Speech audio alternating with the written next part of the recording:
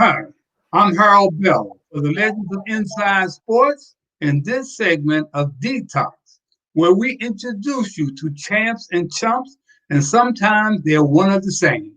You decide.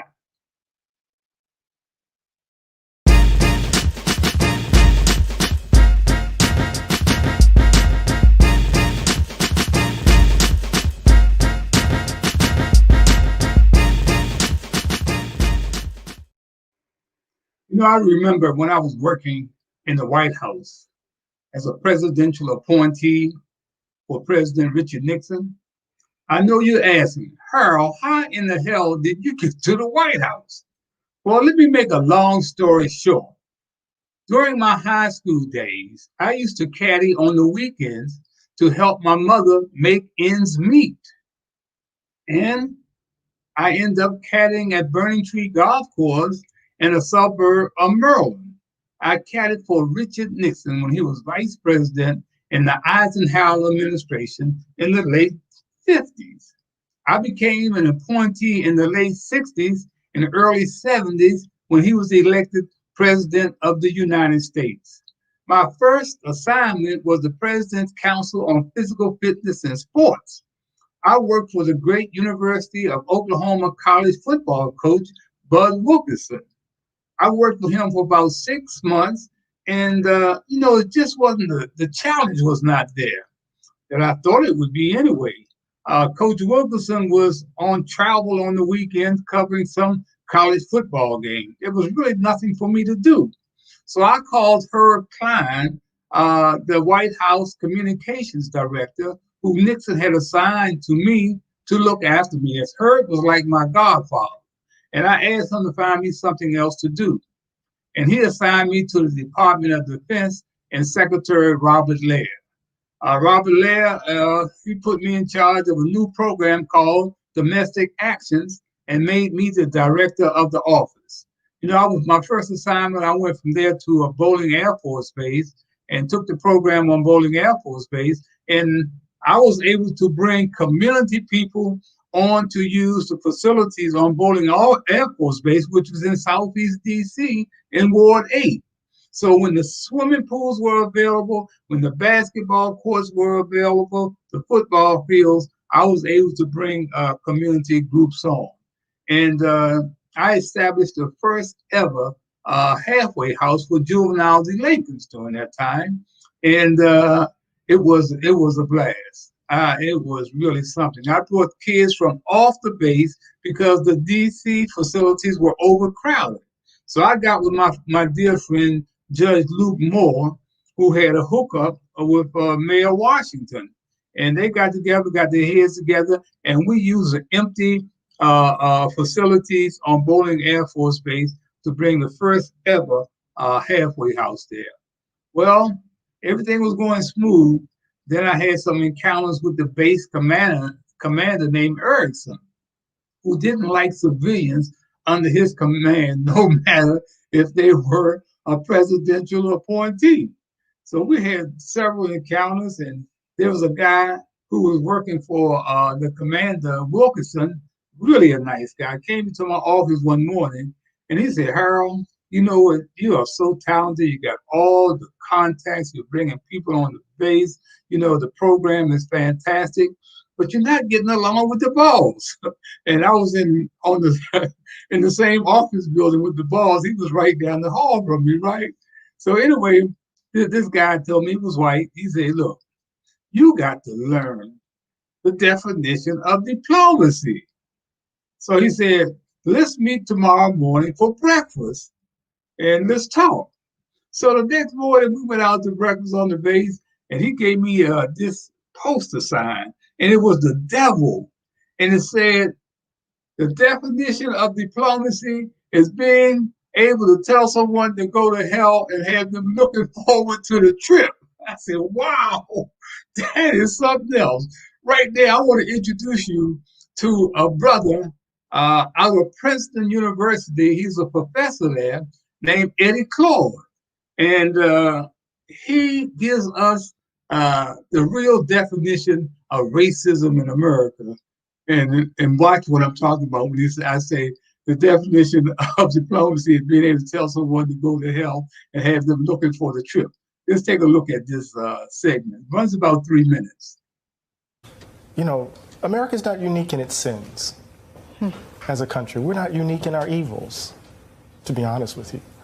I think where we may be singular is our refusal to acknowledge them and the legends and myths we tell about our inherent, goodness to hide and cover and conceal so that we can maintain a kind of willful ignorance that protects our innocence.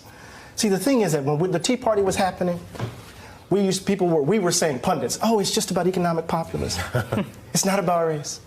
When people knew, social scientists were already writing that what was driving the Tea Party were anxieties about demographic shifts, that the country was changing, that they were seeing these racially ambiguous babies on Cheerios commercials, that the country wasn't quite feeling like it was a white nation anymore.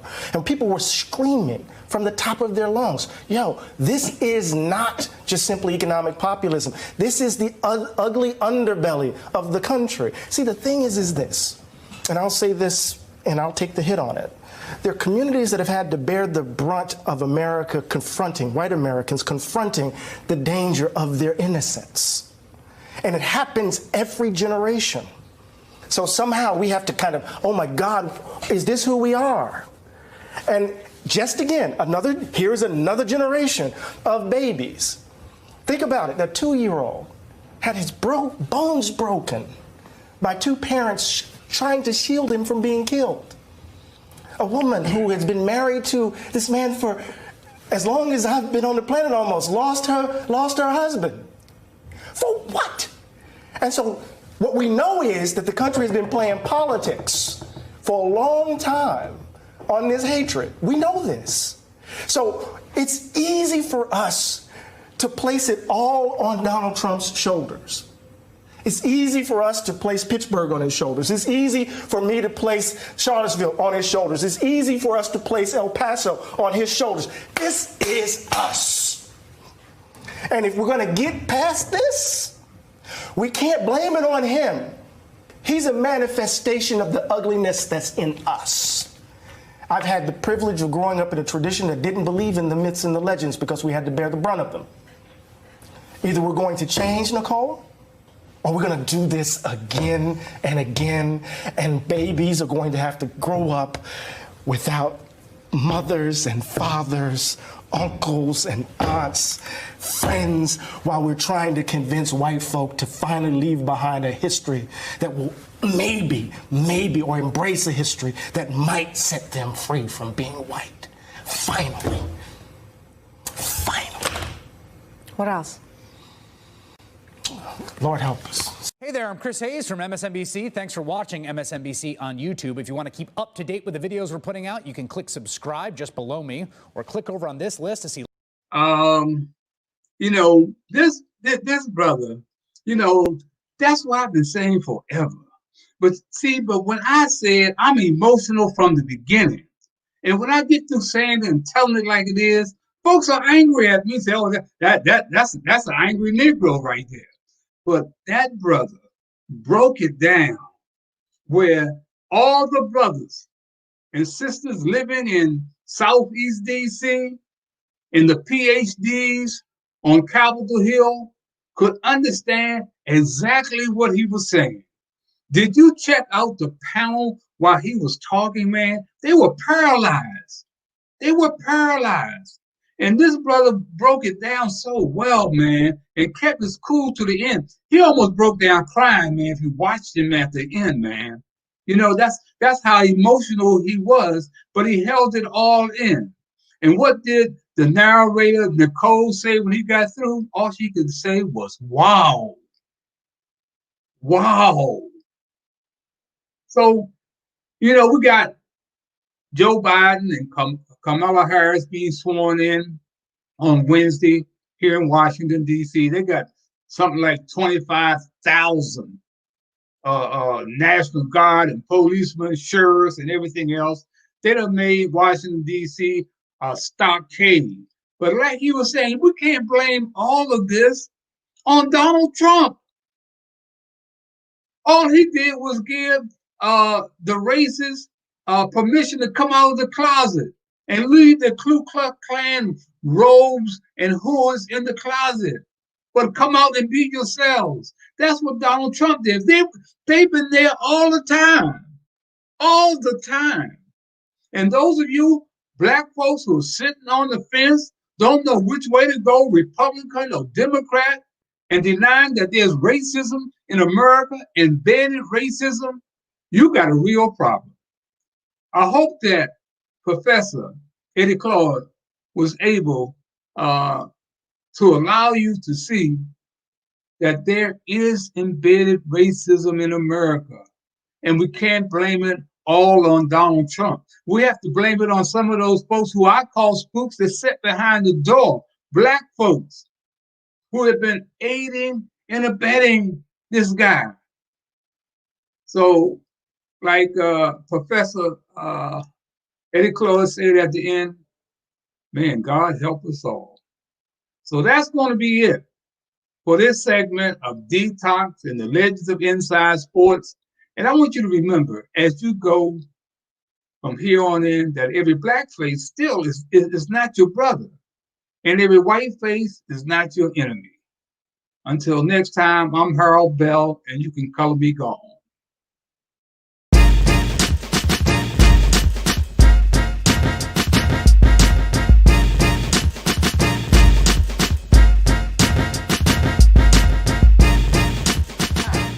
I'm Harold Bell.